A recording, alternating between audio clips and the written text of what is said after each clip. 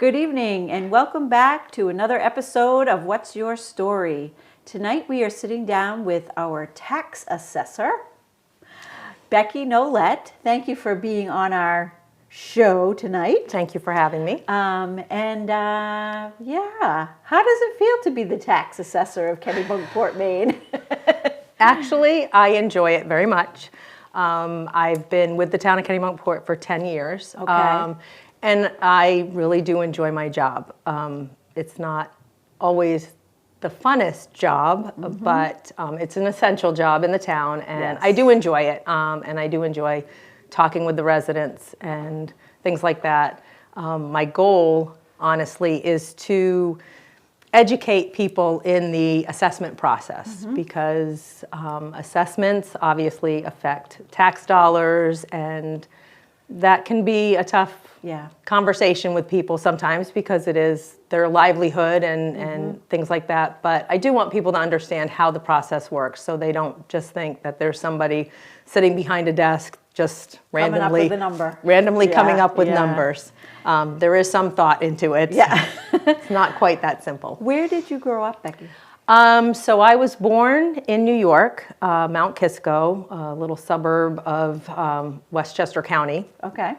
So I lived there until about 1985, and then I moved up here with my family to Kennebunk and have been here ever since. So I still kind of consider myself a New Yorker, just because I think my formative years were in New York. But As long as you don't drive like a New Yorker. No, that was the thing. I moved to Maine before I learned to drive. Oh, very so good. I'm more of a Maine driver than a New York driver. So what brought you here? Were it parents' It was jobs, my parents. Yeah. My father worked for the Reader's Digest Okay. For many years, and when he retired, we had vacationed in Kennebunkport. Yeah. We actually used to stay at the Green Heron, which Oh, is now nice. Mabel's house, Yep. with Wally Reed. And so we used to vacation, and of course my father loved it up Yeah. here, so then he decided to move the family up here. Yeah. My sister graduated in '85, so we waited for her to graduate from high school and Okay. then moved, and then I finished my last 2 years Yeah. At Kennebunk High School. You did? Okay. Yes. Did you go on to school? I did not. I will admit this on camera that I It's did okay. not. I did not like school. Yeah. It was just not something that I enjoyed. But I was lucky enough to find opportunities and spread my wings and learn from people I worked with. So I had started in the banking industry and worked with a great bunch of women. And then I went to work for the town of Kennebunk. And I Okay. was there for 14 years as a deputy tax collector Ooh. and the admin for the assessing department. Okay. When I gave birth to my final child, my daughter, I went to the school department. So I worked for the school department for 10 years. And then when the opportunity arose to go back to the municipality in Kennebunkport, I jumped on it because I really did enjoy working for Kennebunk. So I was excited to work for the town of Kennebunkport. And the assessor's agent at the time, Donna, is a wonderful woman. She took me under her wing. I am so grateful for all of the knowledge that she gave to me.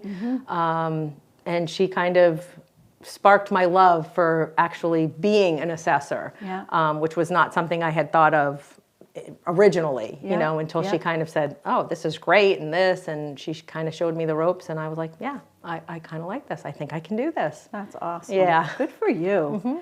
What's a typical day look like? Depending on the time of year, I guess. Yes, it is might depending on the change. time of year. So in the spring, this time of year, I am gearing up to do field work, is what we call it, which I go out to verify information of people who have done construction or renovations on their homes or built new homes to see where the status is, and then I base my assessment off of how much is complete. So this time of year, it's spring, it's going out into the field. I do try to tag along with the code enforcement officers because it makes it a little bit easier when we go together. 'Cause personally, being an assessor and part of my job is to go into people's homes, knock on the door and do an inventory, how many bedrooms, how many bathrooms, things like that. But that can be invasive. Yeah. And people do not have to let an assessor in. That is something that is very important. You do not have to let us in. But on the flip side, then an assessor can estimate what's in the house by just kind of looking at it and deciphering what they think is in there. Yeah. So what I try to do is, especially in new construction, I will go with the code enforcement officer at final inspection. That makes sense. Right. So I'm not there once people move in, because Right. I feel like once people have started moving their stuff in, they don't want somebody walking around their house. Right. And I totally understand that. Most people are fine with that. They understand. I really, honestly, Kennebunkport is a great community. I have had nothing that never had people yell at me or anything. It's a wonderful community, and it's small enough, I think, that if people do have questions, they can call me, and it's not, they're not going to get somebody else or be put into an endless, operational loop when they call in. Right. So, yeah, I do enjoy. So when you do that, do you make an appointment with people so that they are home, or? Yes. So if I don't go with the code enforcement officer on a final inspection, because that's before the homeowners can even be there, I can make appointments to go in and meet with people. Doesn't happen very often, and of course in the times of COVID, that really kind of stopped a lot of the inspections in homes, which again is fine. We now have all of these means electronically on the computer to kind of see what's going on. And honestly, we just finished up a market adjustment, so the need to go into people's homes wasn't really there, and it's only there really on new construction. Renovations, again, if I go with the code enforcement officer, the homeowners have already made an appointment with them, and then I come along and they'll let them know, like, oh, the assessor's coming along. Okay. And people are fine with it because, I mean. Yeah. Now, are you talking about the reevaluation or or that was a couple of years ago? No, that was just last year. Okay, and that's something that I don't think people realize actually has to be done. It does have to be done. State mandate? It is a state mandate. Yeah. So the state recommends that communities do a reevaluation of all of their assessments every 10 years. Okay. The last time Kennebunkport had done it was in 2009. So we were scheduled in 2019 to do a new one. And then, of course, COVID hit because, there's a process, of mailings and notifications and things like that. So once COVID hit, because of the uncertainty of what was going to happen in the future, we paused the project and said, let's just wait and see what happens. Because honestly, when it first happened, all assessors all thought that the market was just going to bottom out.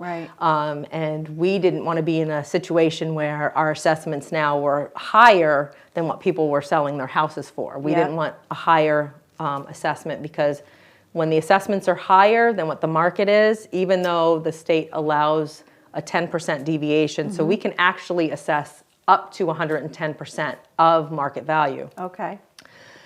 People don't like that. Yeah. And I get that. So what the goal is to try to stay under the 100%. But again, with that 10% deviation, the state allows us to certify a ratio, which of course now we're getting into a little more technical of the assessing piece. And this is where people glaze over and go, like, I don't know what she means. To stay under, it's better. Most people then can understand that. It's really hard when you look at your assessment and then you're like, well, I couldn't sell my house for that. That's too much. So we try to stay under it just because the market fluctuates too, and people need to understand that. But we do the best we can. It's not really the unfortunate thing, but the way the state mandates it is they look at sales from the previous 2 years to determine what an assessment will be today. So they'll go back 2 years. That can be difficult because For instance, after, you know, kind of COVID calmed down and everything, what happened was that the market kind of softened a little bit. Right. We have not really seen home prices change. Houses are staying on the market longer, but I have not seen prices start to drop yet, not in Kennebunkport. Yeah. So people are seeing the current market and then think things need to be adjusted immediately. And that unfortunately isn't how the state works, because we can't predict the future. We only know from the past. So we try to go from there and try to maintain current assessments. And, you know, part of my job is looking at what the sales are, you know, prices are. Do I have a section of town that maybe has higher values and they haven't changed yet, or maybe the neighborhood isn't selling, so maybe that area needs to be lowered. So it's important for me to watch kind of what the market is doing and make adjustments accordingly. There's a lot to it. There is. But I like it. I enjoy it. I know. So when you're not there, when I'm not there, what do you like to do? I love to spend time with my kids. They're all adults now. My youngest is 19. She'll be 20 in September. But so I do love to spend time with my kids. They're fun. It's family time. I do enjoy family time. Kind of getting out, enjoying the weather, walking. I don't go to the beach during the summer, only after hours. I don't worship the sun, but I do like to walk in the nice weather. And even on my lunch hour here, because Kennebunkport, it's a wonderful kind of place to just walk on your lunch hour or whatever. So You always see something different too. You do. You do. It's fun to go into the little stores too. I do enjoy going in there, and then I like to drop the old, I'm the tax assessor. I try to have a good sense of humor about it, because I do understand that being an assessor is not a likable job. People don't usually like me, but I have to say I did get a phone call today from somebody who actually really thanked me for taking the time to, you know, talk through the process, work through what she had to do with her siblings and everybody, because the house is shared ownership. So she thanked me for that, and I appreciate that. You probably don't get a lot of those. No, unfortunately. Like I said, I try to be as helpful as I possibly can, and I try to do it with a smile on my face, because though I always say that if I can explain how the assessment process works, you may not like my answers, but if you walk away understanding the process, it's really hard to get upset with somebody once you understand that this is not just something that I'm doing. And I think that's a big misconception, that I'm sitting at this big oak desk, you know, just coming up with assessments, pulling numbers out of the sky, going, okay, this looks good. No. There is a method to it. And once people understand that, they're like, oh, okay. You know, again, they don't have to like it, but if they understand it, it does make the process and the whole, you know, thing much better and much more manageable. When I go to the meetings, when it's, you know, when the library is up for our budget in front of the selectmen and the budget board, I really like to sit there and listen to the way they go about things also, because they're very conscious of people's taxes. They're very conscientious when it comes to if there is a service out there that might fall under, you know, asking for some town funds. They do their homework. They go out, they, you know, figure out, you know, what is this organization? What are they asking for? What do they do? So it really, I mean, most people know where I live, but when I watch those meetings, it's like, wow, can you guys take a play out of the Kennebunkport book? Because it just really, I admire how everybody works together to come up with the numbers that they do. I have to say, we do have a very good team in Kennebunkport. We have a great select board, the budget board. They're all very knowledgeable, very conscientious. They really want to understand the process too. And that's important, I think, because people, again, don't necessarily understand how a municipal government works. It's easy to kind of sit on the outside and watch a movie or watch the meetings, but not actually understand what we have to do and why we have to do it. Because, you know, even with assessment, you know, a lot of things are state mandated. I don't have a choice. It's not a Kennebunkport thing. I know people sometimes think like, well, that's not fair. I can't believe you're doing this. It's like, I'm not doing this. This is something that I have to do. State statute says I have to do this. This is my job. But you know, it's hard because people sometimes, you know, I mean, again, like I said before, it's their pocketbook, it's their livelihood, and it's, you know, kind of hard when they don't understand where this is coming from. And sometimes government isn't easy to understand either. Speaking of that, so the town office. When I go in, there's, you know, it's not a huge group of people working in there, right? I think there's 13 of us 13, now, I think. Yeah. If I count them all, I think there's 13, maybe 14 now. Could be more. We're tight in that spot. Yeah. There's a lot of us. You are. But I had no idea that, you know, even like some of the stuff that works together, like so you would work with code enforcement and some of the other things that are on the other side of the building, you know, I see them working working together, and it seems like a nice team. It is a really good team. We do work together because we all have our roles, but some time, you know, they all intertwine. You know, even with me being, you know, working close with code enforcement on new construction, things like that, I still work closely with the tax collector's office because my assessment is part of the mathematical equation that created that tax bill. So, you know, I explain to them because if they're going to get questions on assessments and things like that, you know, I try to, you know, educate my coworkers as well. And I'm really laid back about, you know, just having people ask me the questions because given the opportunity to talk about assessing, I love talking about assessing. That's awesome. I do. I really do. I know people are like, really? I'm like, I do enjoy it. I do enjoy it. So, I mean, which is a good thing. You know, I want to enjoy my work. So it is great. So if somebody wanted to think about being a tax assessor, how do they go about that? I mean, you have to like numbers. Yes, you have to like data, and you really have to like data and specifics. And I am very type A, so it's very detail oriented. Though it's mass appraising, so a whole town is kind of appraised not as a blanket, but the overall assessments are averaged through the town. So when the state comes in and audits me, they audit me every year to look at my sales and my assessments.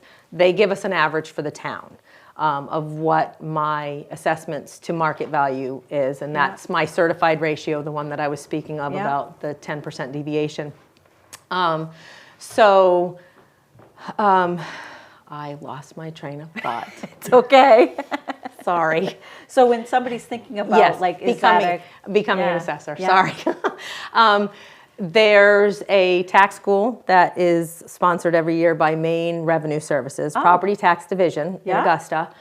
We have a week-long school, and there's 3 primary courses that you have to take, or you don't have to take them, but they recommend obviously that you take them. It depends on what your knowledge is. A lot of assessors now were appraisers. When the market crashed back in 2010, they all became assessors because the real estate market was going down, so they needed to find something. So, you know, some people already have understanding of how assessments and construction work. So there's 3 separate classes. There's a law piece of it, and then actually how you evaluate a property, and then kind of the ABCs of assessing. Like you have to maintain this book, and you have to maintain the tax maps and applications for exemptions and things like that. So those are all the little pieces. And then at the end of the week-long course, there is a test, a CMA exam. It is an 8-hour test. It is a very difficult test. It's not a fun test to take.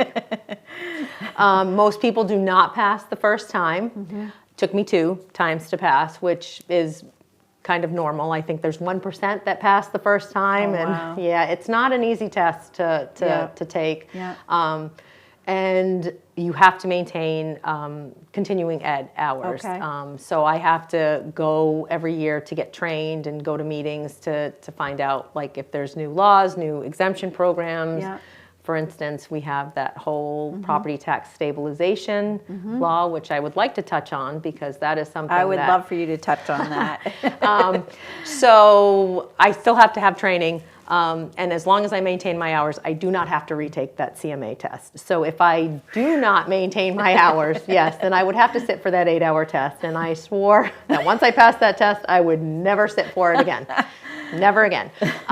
So I would like to touch base on the property tax stabilization. It's called the LD 290. Okay. And it is important to a community like Kennebunkport, where we do have an aging population. Yeah. It's not quite a retirement community, but we do have people over 65 that live here. So last year, the state introduced this bill, the LD 290, which is a really great program and concept. Unfortunately, the implementation piece of it was not well thought out. Okay. And it created, or it still is creating, a lot of hardships, not necessarily for Kennebunkport because we're a smaller community, but for the bigger cities like Portland, Biddeford, things like that, it's been tough because what ultimately the state was doing or wants to do is freeze a person's tax bill.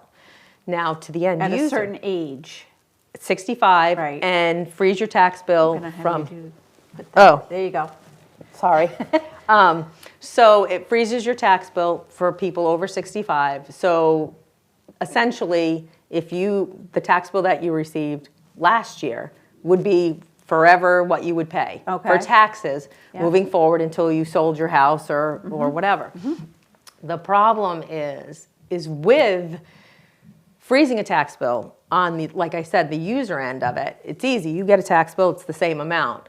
What has to go on behind the scenes, because state statute mandates that my assessments have to be what the market is. I can't adjust my assessments to lower a tax bill. So my assessments can still go up because markets change and markets go up and down. Yeah. But the piece that's difficult is trying to determine what a new tax rate will be, because now you're taking tax revenue and you're adjusting the tax revenue down to maintain a frozen tax bill, but then it's hard to budget on that because you don't know what you're going to end up dealing with, because like if you applied this year but forgot next year, you get kicked out of the program. So it's an accounting nightmare a little bit, because because now the tax collector's office has to override a software program that automatically generates a tax bill to try to override it to freeze it down. So the state of Maine has repealed LD 290, and the legislature is speaking about it now to try to come up with an alternative. Okay. As of 2 weeks ago, there had been no decisions made. I don't have, unfortunately, any further information about it. But what I have been telling people is, if you haven't already subscribed to our website, please subscribe to our website. If you go to the front page of our website, at the bottom it says notify me. Click on that, fill in your email address, and click on town alerts and news and announcements. And so when I get information, I will put it out in an email, and then folks will get it automatically. They can click on the link and then see exactly what's happening. So I've been telling people that because I want people to be aware when the state does decide what they're going to do with this program. So for this 1 year, if you applied for the program before December 1st last year, your tax bill this year will be the same or less than it was last year. Okay. Moving forward, I don't know what next year will look like. There's been several iterations. Other states do this? So some states do it. New Hampshire actually has a program which I actually like because I did a little bit of research on this. They have tiered exemption amounts. So right now, folks have a homestead exemption application, or if they've owned their home, they can apply for a homestead exemption. And this was a program that went into effect way back in 1998. So essentially what New Hampshire does is they raise that exemption amount, because right now in the state of Maine it's $25,000, and it lowers your taxable assessment by $25,000. So it's not a $25,000 in tax savings, it's assessment savings. And unfortunately or fortunately, the town of Kennebunkport has a very low tax rate of $6. So you multiply $6 out by the $25,000 and you're getting $150 in tax savings. Not a lot for some of the homes and some of the tax bills. So New Hampshire tiers it. So if you're 65 to 70, it's like $100,000 off your assessment. If you're 70 to 75, 75 to 80, and then 80 and above, they tier it and they raise it up higher. So it's more of a substantial savings for folks. And I would like to see the state of Maine do something like that. I did reach out because the legislature, listens to people, or if people want to come in and give their opinions, hearings and things like that. So a group of assessors have gotten together, and we have a representative, an assessor from Camden, Rockport, and Rockland. He does all three. So he's kind of our spokesperson. He's very good, Kerry Lichman. He's really a very good guy. And I made that suggestion about like tiered amounts because of the low rate in Kennebunkport, and he kind of joked. He's like, "Were you trying to make us all look bad with a $6 tax rate?" I'm like, "Yeah, sorry," but it's just how it works out. It's because we have high value and a smaller community, so our tax rate is smaller. So I'm hopeful the state will come up with something, but I don't know. I know that there's a few iterations of what they're thinking about doing. But they told us about 2 weeks ago that they're not going to vote until June. So we won't know right away.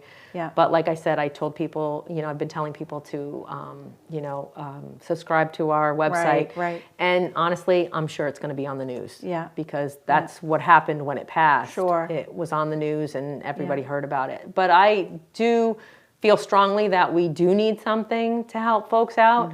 Because it is tough. Folks that are on a fixed income, it is really difficult. I have parents that are on a fixed income, and a tax bill, can be very difficult. And most people who bought their homes, years ago, especially like along Kings Highway or even Langsford Road, and areas now that are more prime because they're on the waterfront. Folks are still there that bought their homes back in 1970. Speaking of which, what about the person that just bought a house last year and has moved here from another state? Do they get? So they will not qualify for the stabilization because the state says that you have to have owned your home for 10 years. Doesn't have to be consecutive.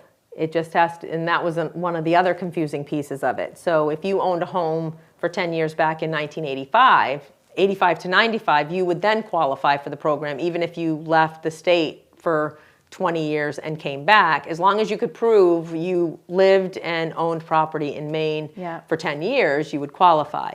That's a very difficult thing to try to come up with and prove. Because people are like, oh, that's easy. It's not really as easy. And as for the homestead exemption, you have to have owned your home for at least 12 months in the state of Maine to qualify. And you have to claim it as your primary residence. Primary residence is the big thing. That was the other thing I was going to ask. So it can't be rental properties or it has to be that residence. It has to be that residence. So yeah, you have to live there. So. Boy, I know. Does your brain turn off when you go to bed at night? Wow. Sometimes, yeah. No, like I said, it's a lot. It is a lot, but I enjoy it, so I take it you know, it's not too bad. But again, once people understand what I do, then it's kind of easy peasy. Yeah. Well, we appreciate everything you do because it is, and you kind of, you know, you probably have to get a little bit of a thick skin. Yes. And I have to say though, like I said, I have not been met with many people that have been upset with me. Yeah. You know, like I said, you know, once you talk with them, and I explain to them because what people need to understand is I'm a taxpayer too. I get a tax bill. I live across the river, so my tax rate is a lot higher. Yeah, you'll trade. Yeah, so will I with mine. Right, exactly. Our mill rate's a little higher. Right, exactly. So, I mean, once people understand that too, they do get it, you know. So, I do have to share one thing. Yes. Okay, because I had this conversation with my mom. So I have a claim to fame. I have a 15 minutes claim to fame story. Okay. So when I was a little girl, I used to get car sick. And my father was very interested in, he liked bulldogs and pugs. Fred Gwynn used to breed pugs and lived in Bedford, New York, which is the town over from where I grew up. So my parents put me in the car to bring me to Fred Gwynn's house to pick out our dog. Yep. I had eaten dinner before we got in the car, drove there, proceeded to get car sick, stepped out of the car, and this poor little dog came up to me, and I lost my dinner on this poor dog. And Fred Gwynn was very kind to this poor little girl that just threw up on his dog. My mother said he was so kind to me. He kept telling me, don't worry about it, it's fine. Did he scare you? I think throwing up on the dog scared me. Because I mean, no. That's Lurch, right? No, that was Herman Munster. Oh, Herman Munster. Herman Munster. That's so right. Very tall man. Yes. No. He was very kind and very gentle. So a very gentle giant, you know. So it was very nice. So my mother told me that. And I'm like, really? And she goes, yeah, he was really nice to you. You went to his house. He helped clean you up. I'm like, he did? Herman Munster. Because all I remember is throwing up on the dog. So but that's my little claim. Do you know he used to write children's books? Yes. Yeah, I do. I think we still have those upstairs, but they were pretty funny. Yes, and I believe I have one. I think he gave me one, and I think it's The King Who Reigned. The King Who Reigned. Right, yeah, because I remember the king and the rain coming from the king. Yeah, so that's great. Yeah. So my mother filled me in a little bit. She's like, because I'm like, I remember this. And she's like, oh, there's more to that story. I'm like, oh, okay. Gosh. So, yes. So he was very kind to me. Must have been a little mortifying. Yes. Yeah. And that poor dog didn't know what it But I don't get car sick. Well, that's not true. I do still get car sick sometimes. I do. If I'm sitting, like if I turn and I'm talking to someone, like I know I can't do that. Right. I cannot read in the car. No. Yeah. Some people can. My children can all read in the car. I cannot. But you can listen to a book. I do. And I love listening to books. That's reading still. I do. Thank you. Thank you. It is not cheating. That is reading. It's not cheating. Because I do. I actually am listening to one right now. I enjoy that, you know. How do you get your books? Do you get? I use Audible. Oh, you do? Okay. At this time, yeah. All right. Yeah. My daughter, I think, sometimes will go through the library, Kennebunk Library, or the Portland Library sometimes. But just Audible was just kind of easier and, you know, Reese Witherspoon's Book of the Month kind of thing. So I kind of look at what she recommends. It is handy. Yeah. And I've read some or listened to some really good books and that I enjoy. Yeah, same here. Yeah. And the reader makes it. You know, sometimes you can have somebody that's reading that really shouldn't be. Right. You know. Right. Yeah. Sort of like some people shouldn't be tax assessors, or some people shouldn't be librarians. But you should be a librarian, and I should be a tax assessor. But I think that, you know, sometimes the authors, you know, the authors will read their own works. Mm-hmm. Yeah. So you really, you need a production almost. Right. So to get right into it. Yeah. So as we start to conclude our interview, we have like a rapid fire one word answer. Oh boy. Okay. So we would like to know your favorite ice cream flavor. Strawberry. Favorite book? To Kill a Mockingbird. Okay. Do you have a favorite color? Yellow. Yellow. Do you have a favorite cocktail? Are you a drinker? I am not a huge drinker, but Okay. I do have a favorite cocktail. Unfortunately, the name isn't a good one, so I'm going to go with lemon drop. Okay. All right. Good. Coolest place you've ever been? Not temperature. Okay. Herman Munster's house, but actually probably the Grand Canyon, Okay. to be Oh, perfectly honest with nice. you. Yeah, that was exciting. That was very, yeah, I enjoyed that a Did lot. you go with your kids or I went with my kids, Yeah. yep. I've been trying to do little, I don't want to say bucket list because I'm not dying or anything, but kind of, life is too short kind of attitude. Let's try to do things. So I've been trying to, so this was a couple of years ago, before COVID, we went to the Grand Canyon, and then actually I took the kids to Las Vegas too, to see, the Welcome to Las Vegas thing. Yeah. Hoover Dam. So we drove from Arizona over to Nevada, which was nice. So we drove on Route 66. Yeah.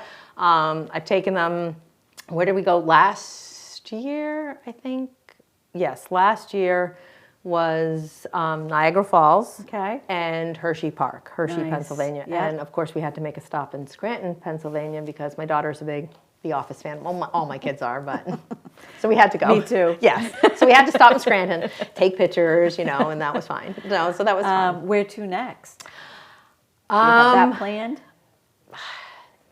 There's talk maybe Italy next year. A family trip to Italy, which will be nice. Wow. Never been.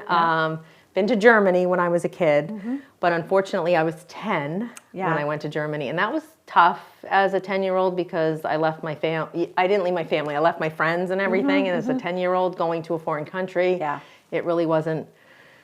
I didn't appreciate it. But looking back, we went to Germany, Switzerland, and France, and it's like, oh wow, but as a 10-year-old, I just wanted McDonald's, and going to, Germany was not high on my list. So, appreciate it, children. If your parents take you somewhere, even at a 10-year-old, appreciate it. So my hope is to someday get back there. I had family.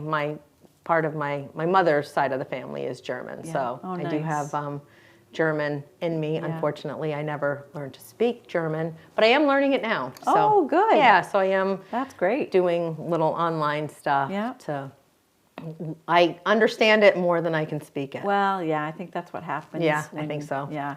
And it's like, I wish, we could all go back and be 5 again and learn, learn a bunch of different languages. Yes, because that's what they say, that it's easier when you're younger. But you're doing it, so that's good. Yeah. Do you have a favorite restaurant? And it doesn't have to be around here. Favorite restaurant? I can't think. Favorite thing to cook? There's several things.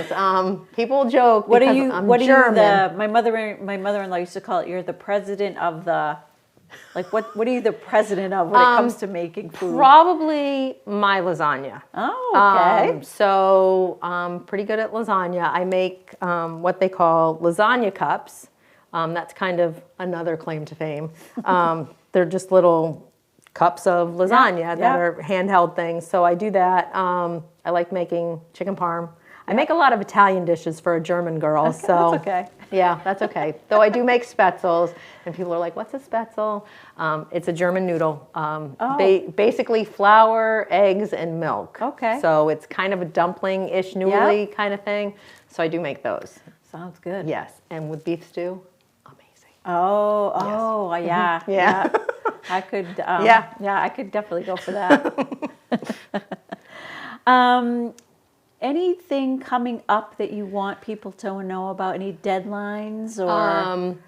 So the only deadline right now that we are looking at is the April 1st deadline for applications for any homestead exemptions or veterans exemptions. So if you're a veteran who's over 62, you may qualify for an exemption. Again, it's not a very big savings in tax dollars, but again, it's worth it. Right. It is worth it. Yep. And the state just changed some dates. It used to be like certain federally recognized war periods, but they have expanded some of the dates, especially around the Vietnam War, where it was specifically just a few years here. Now they've broadened it, so more people can qualify. I think they've even opened it up to the period between the Korean and the Vietnam War. So people who were in like in 1956 can qualify. So that deadline is April 1st. The homestead exemption is April 1st. But once you apply for these exemptions,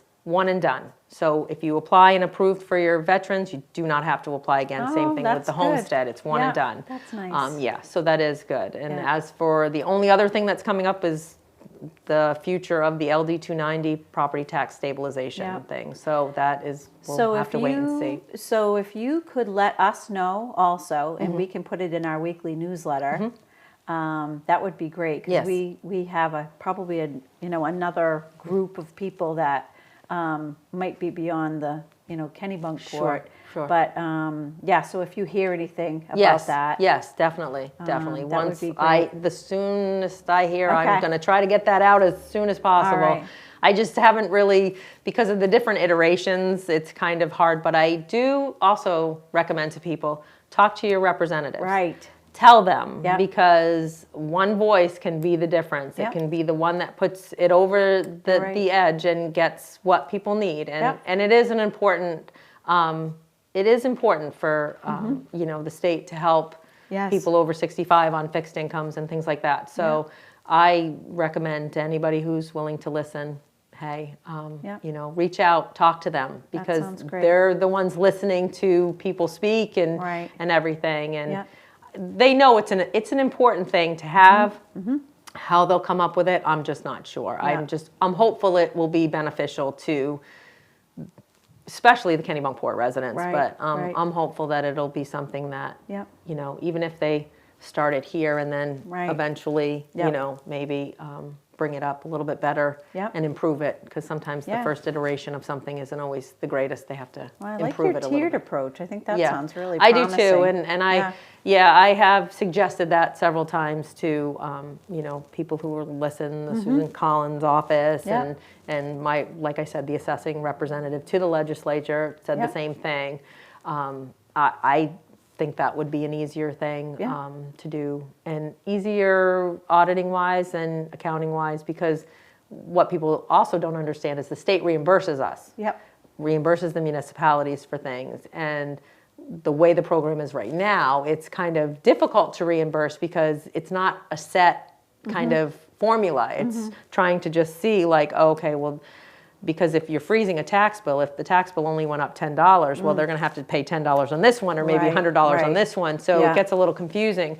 But with a tiered approach of an exemption amount, basically you can say, hey, state of Maine, we have 50 at this rate, 100 at this one, and the state can do their percentages like they do with the homestead exemption. That makes sense. And reimburse based on the amount that we have in maybe each category. Wow. See if I ruled the world.